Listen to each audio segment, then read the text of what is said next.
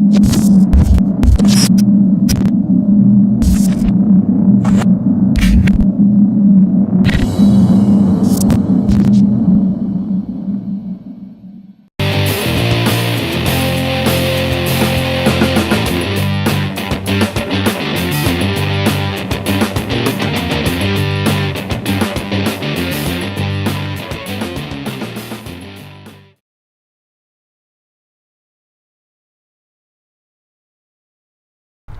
name is Spanky, and I am the ultimate slum lord millionaire.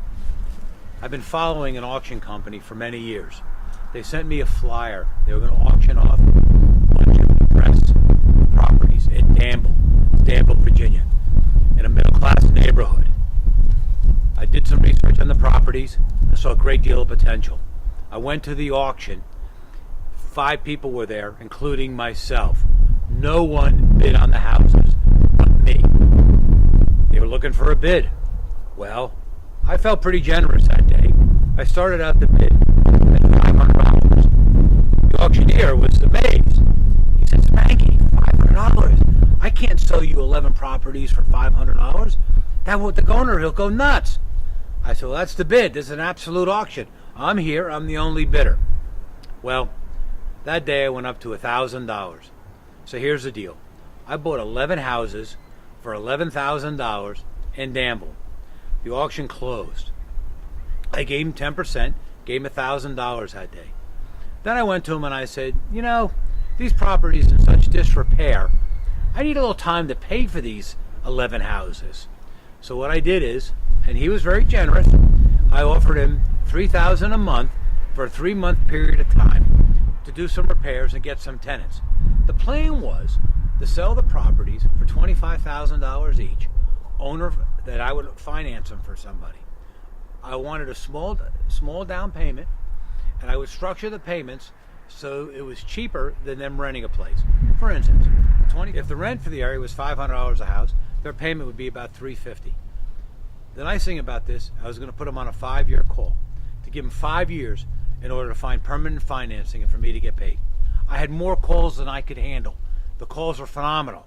How many people wanted to own their own piece of property? We talk about middle class America. They can't get bank financing like they used to. There's a great opportunity to put 11 families in these houses. Of the package that I bought, 2 of the houses already had tenants. So immediately I had one lady paying me $300 a month, and the other lady paying me $250 a month. I told them I didn't want them to move. I was going to keep those 2 houses for a period of time, collect the rent, and use that rent money to pay back my initial investment of the $1,000 down payment and the $3,000 a month. The math on that is really easy. In about 18 months, I'd had the whole project paid for, and everything else is profit. The other math is real easy too. If you sell 9 houses, you finance them at $25,000 a house. That's $225,000 financed. So you have all those properties on paper that they're making payments. If you charge 10% interest on the properties, in the first 5 years, most of that money is going to be interest payments that you're going to get. So the deal was, I was going to sell these properties for $25,000 each. Give me some small down payment, $1,000, $2,000, $500. All the houses needed repair, so they were fixer-uppers. I would finance them for a 15-year period of time and structure the payments so they would less than the person paying rent. Market this. I did the conventional thing. I went on Craigslist, and I did the conventional thing. I went on Craigslist, and I got a lot of responses. But I've met a fella from a nearby town. His name is Mitchell, and he wanted to buy a couple of them. I did a deal with him on one that he's going to renovate, and he's done a really, really good job renovating. And I like the guy. Really honest, down-to-earth guy.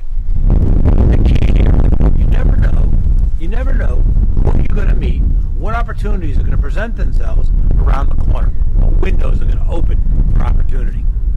So he said to me, I want to get a few more houses. I said, Mitchell, how much money you got? I don't have a lot of money. And I said, you know what? I got these 9 houses left. I think we can make a deal on these. We'll do one at a time. We'll rent them, and we'll put them up for sale as finished properties.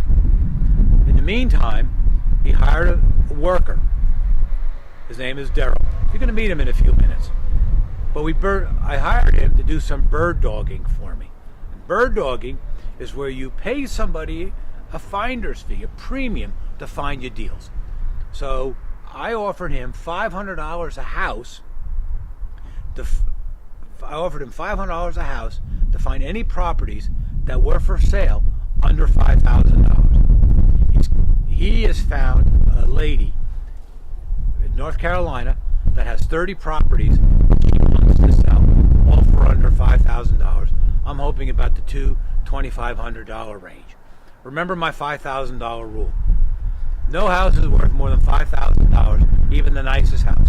Make your first offer at $5,000 and see if the seller can prove to you that their $250,000 house is worth more than $5,000. In this case, in this town, what I'm telling you is that our opening offer is $500.